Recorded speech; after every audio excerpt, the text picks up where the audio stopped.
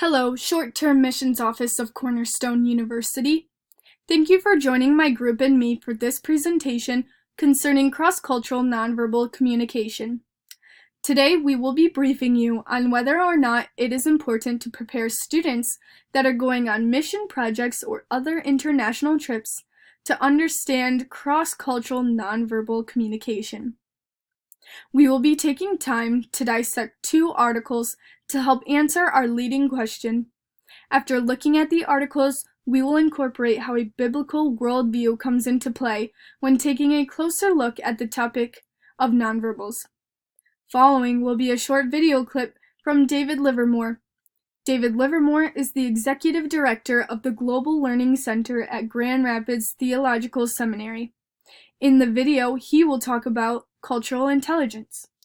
To close will be a short conclusion of what we have found through all our evidence presented. So without further ado, is understanding cross-cultural nonverbal communication important? The first article we found was Preventing Cross-Cultural Bias in Deception Judgments, the Role of Expectancies About Nonverbal Behavior by David Mallard and Paola A. Castillo.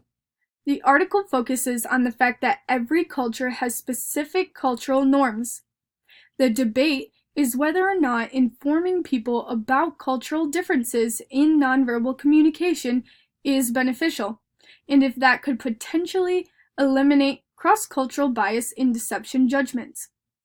In the study, 69 psychology students were randomly assigned to receive no information, general information, or specific information about culture-specific behavioral norms before making judgments on 10 video clips, 5 of which were consistent norms, and the other 5 inconsistent norms. The results provide evidence that cross-cultural biases can occur, but can also be prevented by providing effective information. Below are the scientific study characteristics of Article 1. The study did not identify a control group. In the study, there were 69 participants. 17 were male and 52 female.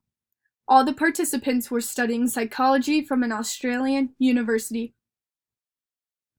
The results of the study led researchers to find out that 75% of the participants were born in Australia and the other 25% were born in other Western cultures. All of the subjects of the study were randomly assigned to one of 3 experimental conditions. 1 control condition. The participants were given no further instructions than to judge the videos they were shown. 2 general information condition. The participants were told that the video clips displayed people from the Netherlands, and research shows that nonverbal behavior can differ across cultures, but no other specifics were given. 3 specific information condition. The participants were told that the people in the clips were from the Netherlands, but this group was also told that research demonstrates several specific behavioral differences between Australian and Dutch people. Specifically, Dutch people display more smiling, more gaze aversion, and more hand and arm movements than Australian people. The independent variable of the study was which nonverbal behavior was being shown in the video clips. The dependent variable was the students' opinions, answers, and judgments. The study was peer-reviewed by a series of mixed model ANOVAs. They examined the extent to which different behavioral cues were mentioned across clip types and information conditions. These analyses indicated that the extent to which participants reported using smiling and hand movements as cues to deception was not affected by clip types or information condition. The data shown in this table represents the information collected pertaining to the different clips and types of nonverbal communication. Our second article is physician cross-cultural nonverbal communication skills, patient satisfaction, and health outcomes in the physician-patient relationship by C. Gallen and K. R. Coelho. The study focuses on the importance of nonverbal communication across cultures between physicians and their patients. The researchers hypothesized that there is a relationship between physicians' skills in the area of decoding nonverbal emotions across cultures and their patients' satisfaction and outcomes. Physicians first completed a multiple-choice test of decoding accuracy, judging emotions, and vocal tones.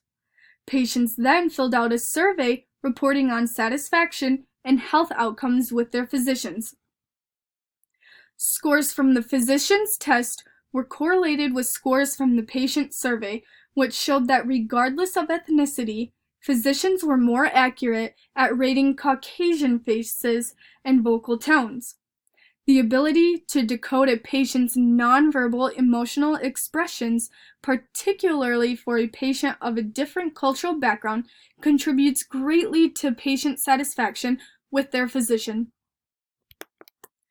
Below are the scientific study characteristics of Article 2. The study did not identify a control group. The first group was 30 physicians total.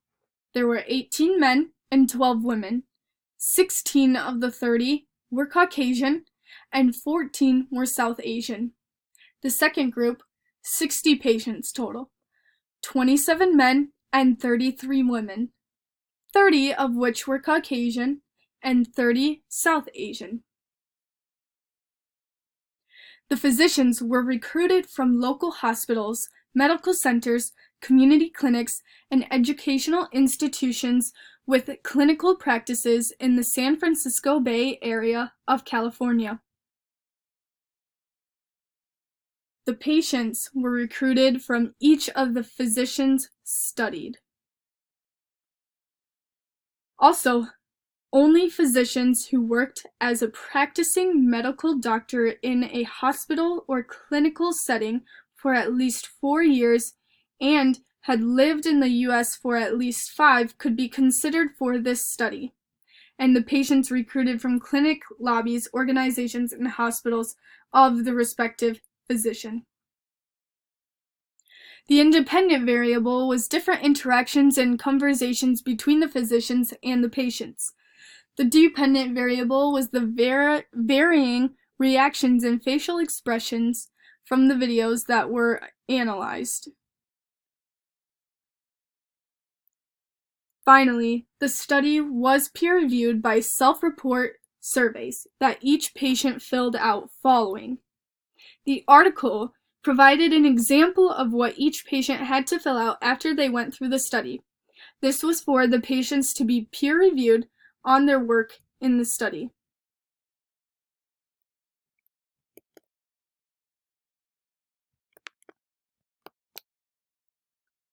Because intercultural communication is so important to spreading the gospel to the world, it is important to be culturally aware of where we are.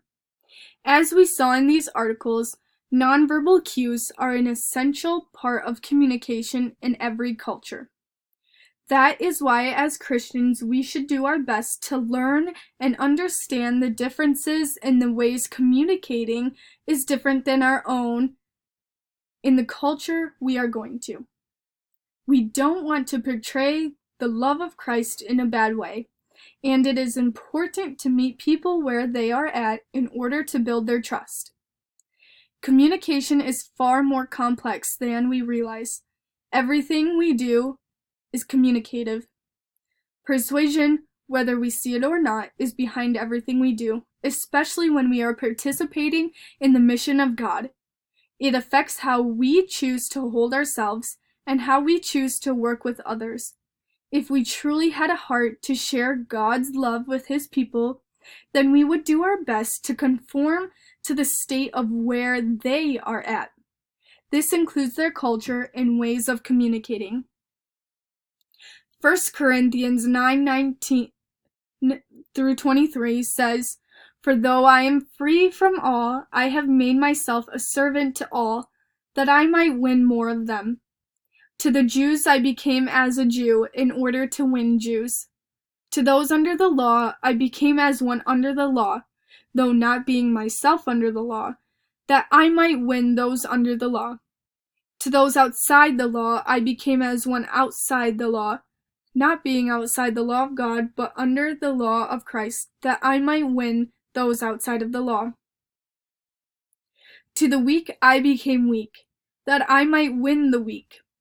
I have become all things to all people, that by all means I might save some. I do it all for the sake of the gospel, that I may share with them in its blessings." This video is by social scientist David Livermore, which, as stated earlier, is the executive director of Global Learning Center at Grand Rapids Theological Seminary. In the video, he talks about the importance of why Christians need cultural intelligence before going to other cultures and countries to share the message of the gospel. Cultural intelligence is a globally recognized way of assessing and improving effectiveness for culturally diverse situations. In the video, Livermore talks about the 4 steps to achieving cultural intelligence, which will be abbreviated as CQ. So 1 is the CQ drive. What's my interest in this cross-cultural assignment? 2, CQ knowledge. What cultural information is needed to fulfill this task? 3, CQ strategy. What's my plan? 4, CQ action. What behaviors do I need to adapt in order to do this effectively? If the CU Missions Department were to do some sort of nonverbal communication training for students, we would highly recommend for them to look at the research that David Livermore has done about this topic. In conclusion, because of the research we found in these 2 articles, we recommend that Cornerstone University's mission team should implement substantial training in recognizing and interpreting nonverbal markers for students who will be experiencing different cultures.